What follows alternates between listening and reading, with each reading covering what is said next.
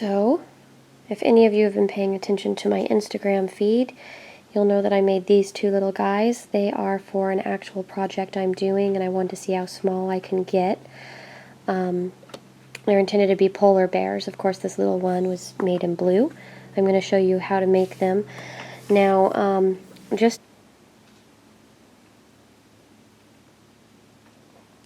I'm rolling this into a soft teardrop shape. And because of handling the camera, I have lint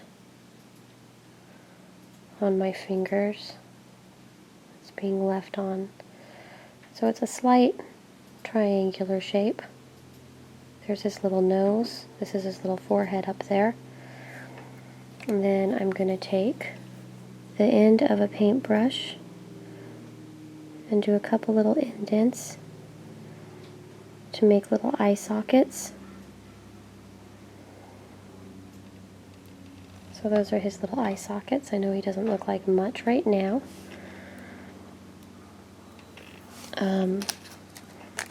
For our purposes right now, I'll go ahead and I pinched off a tiny, tiny bit of black. I'll roll it in a circle. That's going to be one eye. And for this, you just want to try to get them as even as possible. That eye is a little bigger, so you'd want to take off a little bit and roll it into the ball again until you get two of the same size.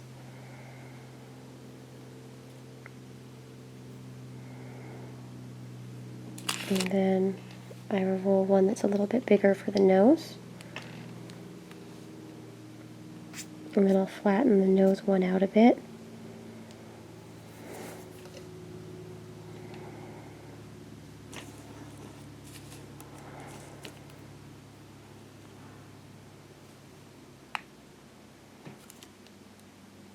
And this way you can kind of see the proportions.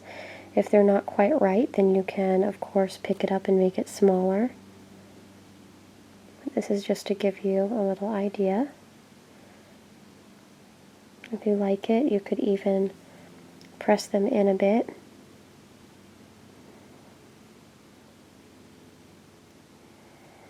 So there is his little head minus the ears. For his ears, I have tiny, tiny itty bits. If you guys want the exact measurements of these little tiny balls, let me know and I will try to put them in a written tutorial. But I roll a small ball tool on the little ball to thin it out and flatten it. So this will be a little bear ear. So I know it's hard to see. Then once you have a little bear ear formed, you can decide where to press it on the little bear here. And then there we go. We have a little ear on that bear. And let me do the other ear.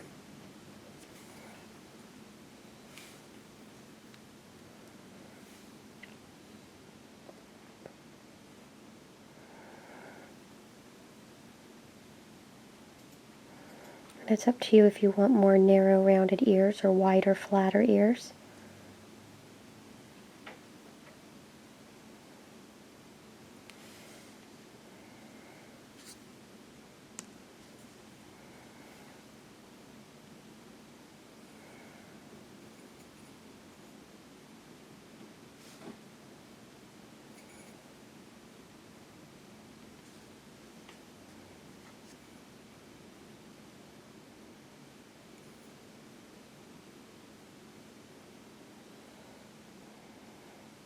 So there we go.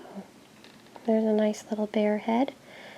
And then I'm going to take a minute here. Actually, what would be cute is this too, is if you're wanting to do a small little mouse, you just do an oval like this. So he has a body and then you add a tail. So I'm placing the ears on a little bit better, smoothing the back on.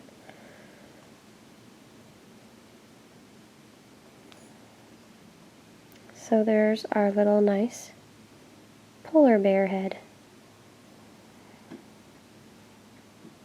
And then I'm going to make his body.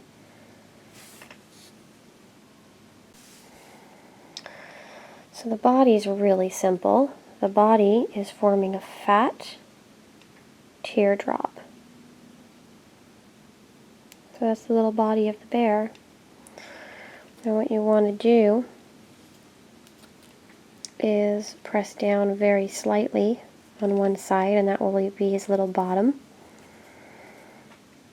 You could even do soft indents towards the inside of the bottom on the front, from the front side with 2 fingers on the sides to create a little space for his legs.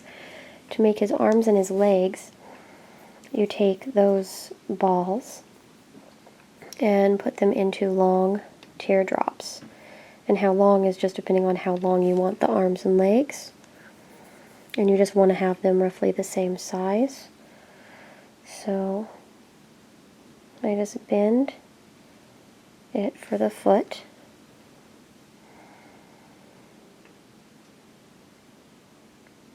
And so here he has 2 little feet. And this is very cartoon-esque, I guess.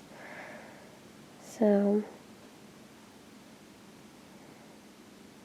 and you just have to decide how long you want his little legs to be.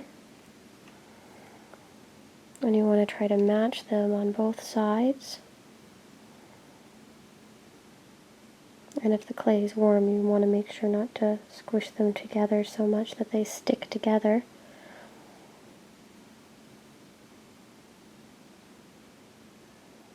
So there's his little legs and feet.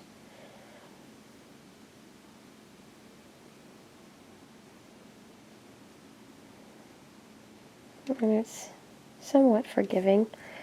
So there's the little body. Then let me add our little head.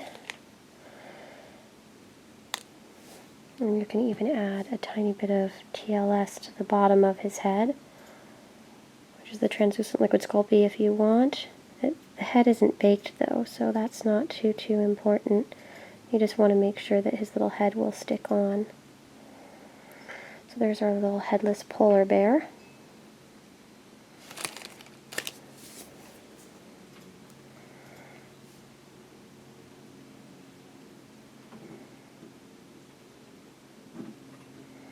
And we have little arms to contend with. I don't shape paws or anything. This, like I said, is very kind of cartoon-esque.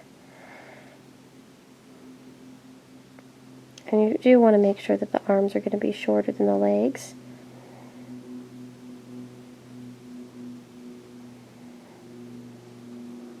And I'd suggest placing them from the front so you can see how long they're going to be, and you could always trim the back.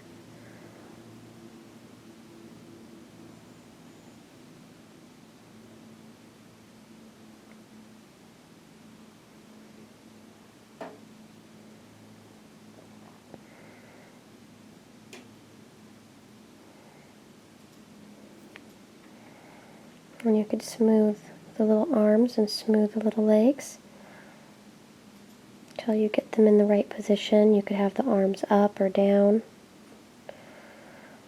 So, I hope that was somewhat clear.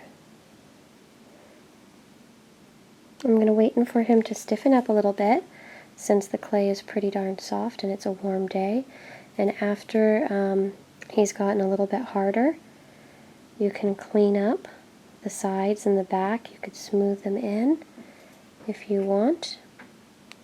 From here we're going to bake him, and the project I'm going to use him in, you're actually not really going to see his bottom portion of his body very much anyway. But it was important that I get the little guys as small as they can get for this project. So I hope that you enjoy them. The bigger one is done in the same way. It's just larger balls.